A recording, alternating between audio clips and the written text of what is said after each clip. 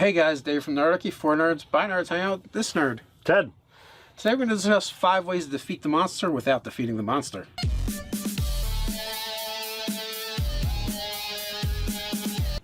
Hey guys, jump down to the description below where you can sign up for Nerdarchy the newsletter. It's a great way to get RPG tips as well as learn how to game with us. So Ted had this great idea about doing a video on defeating monsters without actually defeating the monster. So in most gaming systems, when you come up upon a monster, a bad guy, there are a pile of hit points and a pile of abilities, and you just have to kind of weed through it. And there's only one way to win. There's usually only one way to win. And, you know, we've been doing this kind of thing for years, and it's kind of like, all right, well, sometimes you want to find alternate ways of doing things. And, you know, yeah, there's the whole, can I push it off a cliff or that kind of stuff. And in normal circumstances, those things work great. But what if you have to come up with specific ideas to bring down said creature? Now, this is always really dangerous because your players will never do what you expect them to do. They never figure out the things that you think are obvious, and they come up with things that you would never have thought of. It is true. So I feel as a DM, it's always worthwhile to give players clues, reward creativity, and if they come up with something that seems feasible, let it work. Don't be like, nope, you got to do it my way. So I believe we came up with about 5 ways to essentially take on, basically 5 ways to take on a monster and beat them without actually beating them. So in a Netflix show that Dave and I have watched, and there's a review for that, it, you know, either already came out or will come out, so be on the lookout for it. But there's monsters that were summoned via totem, and the totem is kind of where their heart is. And if you just keep chopping away at them, they reassemble, they regenerate, they put themselves back together without much issue. You have to get that totem out of their body and break it. Yes. Until you do that, that monster keeps fighting. So, like in that instance, there's a couple things you could do. One is, like, I would probably go, all right, if someone casts a shatter spell on the monster and it fails its saving throw, then it's probably that totem is going to break and it's going to be done. Or they have to kind of do what was done in the show and dig the totem out and then break the totem. Right. So that would be like an interesting scenario you could do where the monster is tied to a specific item. Defeating the monster means defeating the item, not the monster itself. Correct. And there's probably other ways to use that item mechanic. It just depends upon what creativity you want to actually use. And now, in one of Ted's games he ran, now, he had an interesting monster that he made up and wanted to use. There wasn't a specific win condition, so he kind of let us come up with a win condition. And the idea was nature was kind of being corrupted, and that corrupted nature was attacking us.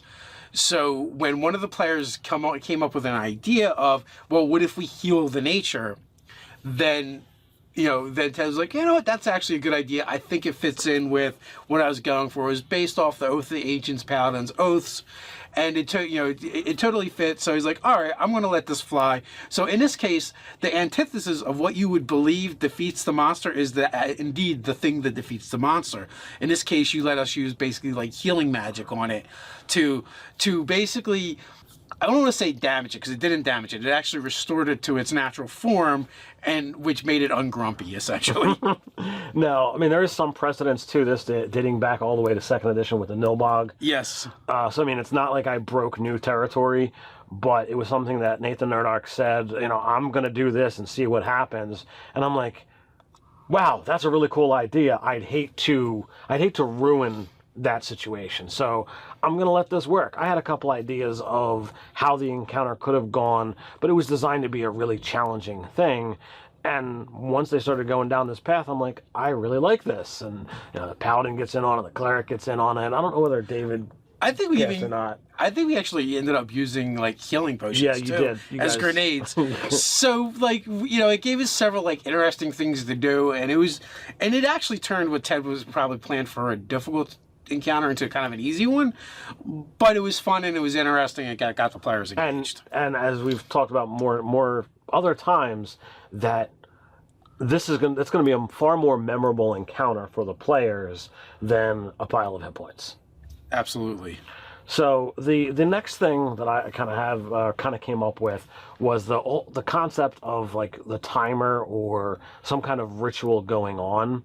So instead of actually having to fight the beast, it's more like survive while an NPC or the caster of the group is performing a ritual, or someone else is doing the ritual, and you just have to survive for X number of rounds or whatever have you. And this way, it doesn't really matter whether you're hitting or not, whether you're dodging or not. It's just survive. Well, yeah, so it can kind of like be you have to distract it or you're protecting the thing that's going on to make sure it keeps going on. Well, you can flip this around. You can make it the other way. Like the monsters you're trying to get past, like it really isn't the goal to defeat them. They're just in the way. So you could do this either way. You could be, all right, you could be playing defense and keeping your ritual going, or you have important NPCs or certain characters doing particular tasks that the only way to save the day is for those tasks to be completed, and you have to keep the enemies off of them. Right. And it could even be like literally the DM could do something where it's like unlimited monsters will just keep coming until they finish the thing. Mm-hmm. Right? So, and maybe in some ways it could even be a skill challenge where maybe that some of the combat aspects will affect that skill challenge as well. You're trying to shut down a portal. You're trying to trap the NPC in a circle, that kind of stuff. Yes, exactly. And again, the other thing could happen the other way. They're trying to open a portal. You have to get through them. There's unlimited number of monsters, so you have to figure out how you're going to get through the sea of monsters to stop the ritual. So it's it makes the fighting and killing the monsters pointless, and it doesn't even matter because that's not the real objective. So it would come to the point where rolling damage becomes inconsequential. If you're fighting a whole bunch of little things, it's like, all right, for every attack that hits, you kill a monster or 17 two. of them. However many, depending upon what the size of the creatures are. But you try to make that aspect of the game less important. Then comes to your turn. Do you actually make progress on the circle? You need so many checks or whatever have you. There is a trap in this though. And that is the players that will just keep fighting, and they will not realize that they cannot achieve the objective by killing monsters. That is the difficult part. It doesn't matter how many times you say there is an unlimited number of monsters. There is an infinite number of monsters. That sometimes players will not hear that word, and they just see a mass of enemies in front of it, and they say, okay, well, my guy's designed to kill monsters, so I'm going to go kill monsters. Yeah, the key really is to figure out how to stress to them what the real objective is. So that's when it comes, like with all of these things, giving clues and guidance based off of the character's intelligence, not necessarily the player's choices. So the next thing is, trap it, position it, get the monster to somewhere that you want it to be. Whether it be like there's an ambush spot that you've already set up. There's a magic circle that just needs, the mage to snap his fingers and the spell goes up. Or you could be fighting on a cliff's edge, and this monster is far more powerful than your players can handle, and the only way to survive is to get it to go off the cliff. Or it's the case that they need it alive, and it's not something that can be knocked out.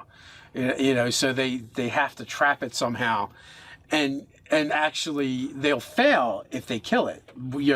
It'll become useless to them, and the bad stuff will happen.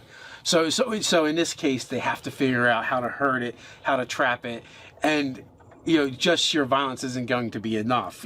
For whatever reason, maybe it's a construct or it's undead or something, but they need it alive, and it's not something they can just knock out. Perhaps it's the other side of the coin. Instead of it being far more than they're able to handle, what if it is like a chosen creature of a deity or some blessed thing, or they're just a low-level adventuring party and someone has hired them to track down a special pet or whatever have you. They can't fight it, they have to bring it back alive, and you can't use I'll just knock it out, it's too weak. Like, even if you try to do subdual damage. Or, like you said, if it is some kind of like celestial creature or a favorite thing of a god, it's an actual insult to that god to bring any harm upon it whatsoever. So, even if you're just knocking it out, it's going to be an affront to that god, and you're not going to want to deal with the ramifications of that. Right. Now, we have two more, and I'm going to say they're actually the same thing. And it is the concept of a monster that is too powerful to defeat, and I have two examples I would use with this. One is the Sphinx's Riddle, and you have to solve the Sphinx's Riddle or it eats you, right?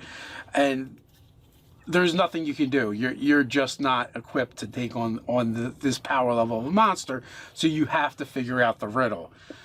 That is the only way through this challenge for you. That is the only way to defeat the monsters. The other one is the idea of, the fairy tale, like Billy Goat's Gruff.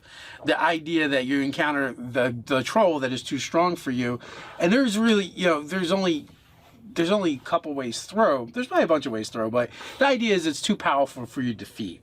And so what does the Billy Goat do? It basically kind of like, it kind of like pushes off the problem to the next Billy Goat, to the next brother, until finally it gets to the brother that can defeat the troll, right? Well, in this case, you're probably not going to use that. The other way would be like, you have to pay toll to the troll to get by. You have to buy your way through. But there could be other ways.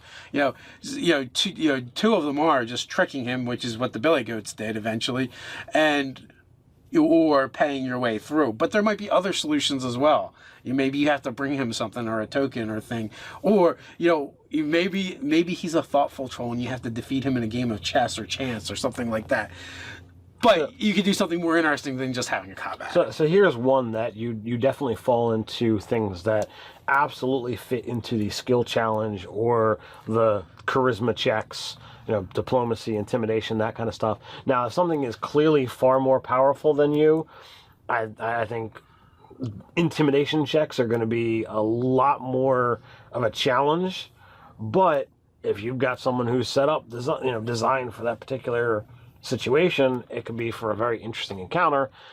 I offer a warning that when intimidation checks go bad, and that you can't defeat the thing in combat, it might spell for TPK. Yeah, there's an extra level, added level of threat there. And probably the other problem too with this encounter, much like the too many monsters to defeat problem, is getting your players to understand they cannot defeat this monster, because unfortunately a lot of players have been trained to think that every encounter they encounter is an encounter that is equivalent to their level or lesser that they can defeat, instead of thinking of another solution. So that may be a bit of a tough spot for you to figure out as the DM. So it comes down to how much do you know your players, and are they prepared to handle the non-combat situations.